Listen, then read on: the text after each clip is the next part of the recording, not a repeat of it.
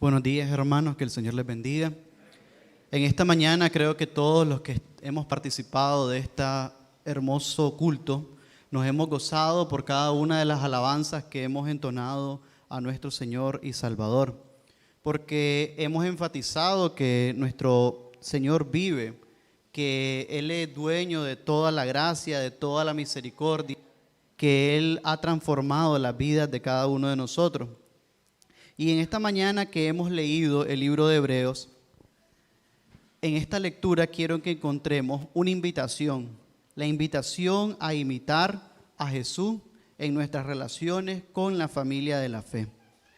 En Hebreos 10, del 19 al 22, encontramos una pequeña porción que hace alusión al Antiguo Testamento. Y es la parte que se nos explica de que ahora podemos entrar, dice, al lugar santísimo, de que de esta manera tenemos a un sumo sacerdote, que podemos acercarnos a Dios con corazones confiados. Para entender la relevancia que tiene el pasaje de Hebreos, debemos rememorar a Levíticos capítulo 16, en el cual nos habla sobre el lugar santísimo. Resulta que el lugar santísimo solamente el sumo sacerdote podía entrar una vez al año. Y para poder entrar debía prepararse primero desde afuera, cambiando sus vestimentas, lavando su cuerpo, y antes de poder acceder tenía que ofrecer sacrificio para él y para su familia, para poder entonces llegar a la presencia del Señor. Y el pasaje de Levítico nos recuerda que los hijos de Aarón no obedecieron todo esto y murieron cuando se acercaron a la presencia del Señor. Entonces es en este contexto que el escritor de Hebreos nos invita y nos llama y nos dice: podemos entrar al lugar santísimo porque el velo que separaba estos lugares fue rasgado por la carne, por la muerte de Jesús. Entonces, en el Antiguo Testamento venía el sacerdote, se purificaba externamente, purificaba sus pecados y el de su familia por medio del sacrificio de unos bueyes, si mal no recuerdo. Y luego de que había hecho eso, podía entonces presentar el sacrificio en nombre de cada uno de los pecados que había cometido Israel en ese año. Y un segundo siervo que no era sacrificado, el sacerdote debía poner sus manos y declarar cada uno de los pecados que había cometido el pueblo. Y ese cordero era liberado en el desierto y llevaba la carga de todo el pecado de todo el pueblo. Y entonces podía el sacerdote salir y reunirse con el pueblo en lo que se llamaba la tienda del encuentro, la tienda de reunión, en donde se congregaba todo el pueblo para alabar al Señor. Pero Hebreo nos recuerda que todas estas barreras ya no existen. No existen porque tenemos un sumo sacerdote perfecto, que es nuestro Señor Jesucristo. Y ese sumo sacerdote nos permite a nosotros acercarnos a la presencia del Señor. Esa debe ser la alegría, la esperanza, tener la certeza de que Dios nos ha amado. Esta mañana nuestro hermano Roberto compartía su testimonio y decía de las maravillas que el Señor ha hecho. Yo no quisiera estar en el lugar de nuestro hermano pensando en el Antiguo Testamento, todo el rito que hubiera tenido que pasar por medio de un sacerdote para poder sentirse en la presencia del Señor. Pero nuestro hermano Roberto decía hoy en la mañana: puedo pasar toda la mañana hablando de las maravillas que Dios ha hecho en mi vida. Y creo que cada uno de nosotros podríamos decir lo mismo. Podemos pasar días contando de las maravillas de lo que Dios ha hecho. Pero estas maravillas, esta cercanía con Dios, solamente es posible por medio del sacrificio de su Hijo, Cristo Jesús, en la cruz del Calvario.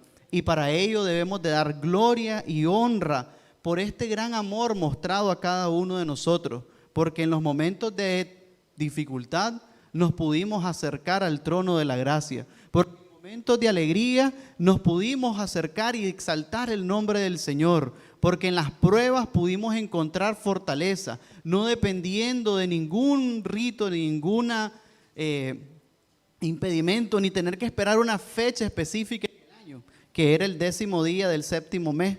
Cada año era el único momento en que se podían acercar a la presencia del Señor. Nosotros no, nosotros podemos acercarnos día a día a la presencia del Señor. ¿Y qué significa o qué repercusión debería de tener para nosotros el acercarnos a la presencia del Señor? Hebreos 10, del 23 al 25, nos detalla 3 aspectos fundamentales. En primer lugar, que debemos de estar firmes en la esperanza.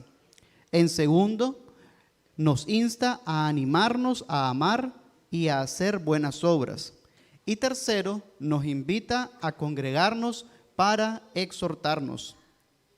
Y es en estas 3 lecciones que quiero que profundicemos nuestro estudio bíblico. Y como no está el proyector, les voy a pedir que me acompañen con su Biblia para poder leer los distintos pasajes que vamos a estar estudiando esta mañana. Recordemos, la alegría de cada uno de nosotros es que podemos acercarnos a la presencia del Señor. Y estar en la presencia del Señor nos va a motivar a estar firmes en la esperanza, animados a amar y a hacer buenas obras y animados a congregarnos para estar exhortándonos. ¿Qué significa estar firme en la esperanza? Recordando el título del sermón, vamos a fijarnos en nuestro Maestro por excelencia, Jesucristo. Y quiero que me acompañen al libro de Juan, capítulo 14, del verso 1 al 3.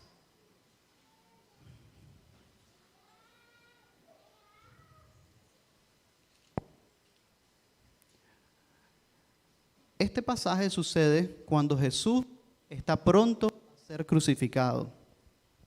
Y dice la palabra del Señor: no se turbe vuestro corazón. ¿Creéis en Dios? Creed también en mí.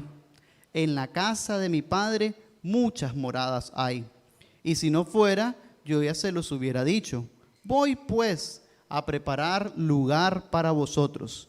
Y si me fuere y os preparare lugar, vendré otra vez. Y os tomaré a mí mismo, para que donde yo estoy, vosotros también estéis. Esa es nuestra esperanza. Jesús, lo sabemos de la Escritura, está enfrentando su mayor prueba. Los otros evangelistas nos recuerdan la oración donde Jesús dice: Padre, haz de mí pasar esta copa. Pero en ese momento de aflicción, en donde Jesús no sintió que tenía la fuerza, Jesús revive la esperanza en Él mismo y en sus discípulos. Y le recuerda: es cierto, este trago amargo que no quiero pasar es la oportunidad de ir a las mansiones celestiales, de ir a donde mi Padre. ¿Y qué es lo que yo puedo hacer ahí? Yo puedo prepararle hogar para cada uno de ustedes. Y así como también me tengo que ir, voy a regresar triunfante, tanto en la resurrección como en su segunda venida. Entonces, hermanos y hermanas, el sacrificio de Jesús que nos acerca al lugar santísimo, que nos permite estar en la presencia del Señor, nos debe de invitar a que cada uno de nosotros en esta mañana y en cada día de nuestra vida recordemos la esperanza que tenemos. Moradas especiales ha preparado Jesús para cada uno de nosotros en las mansiones de su Padre. Y ansioso y con fe y devoción esperemos la segunda venida del Señor, porque así como se fue, Él regresó. Encontremos en las luchas, en las pruebas, en los momentos de alegría, estar cada vez más convencidos y más firmes en esta esperanza. Esta esperanza que supera todo lo terrenal, sino que es para la eternidad. Es la certeza de que moraremos al lado del Padre, en donde, nos dice la Escritura, ya no habrá llanto ni dolor. El cordero se apacentará junto al león. Muchas esperanzas tenemos puestas en la segunda venida del Señor, gracias a su resurrección.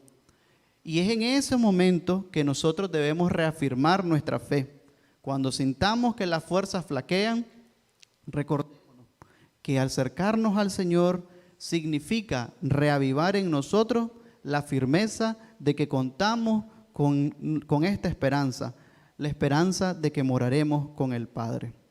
La segunda lección que nos deja Hebreo es animarnos a hacer buenas obras y a amar. Jesús lo hizo también antes de morir.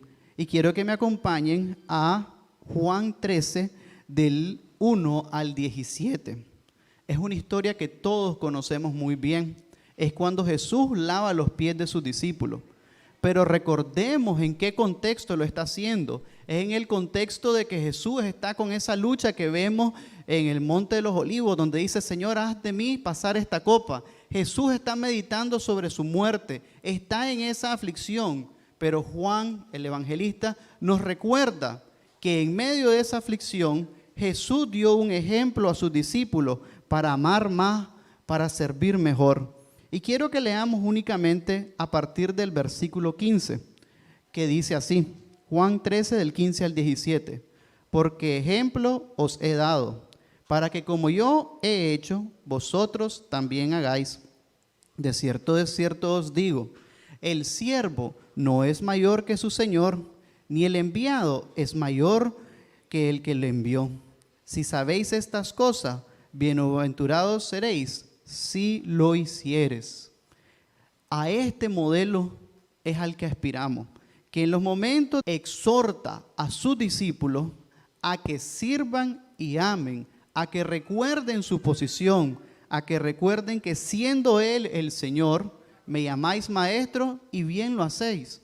Pero ejemplo les estoy dejando, que aún en medio de esta aflicción, la importancia mayor es servir al prójimo.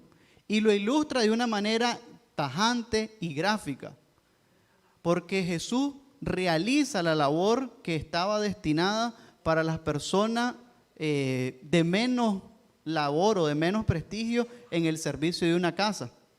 Era el lavado de los pies. La persona encargada de lavar los pies era la persona, por así decirlo, menos digna de entre los sirvientes de una casa.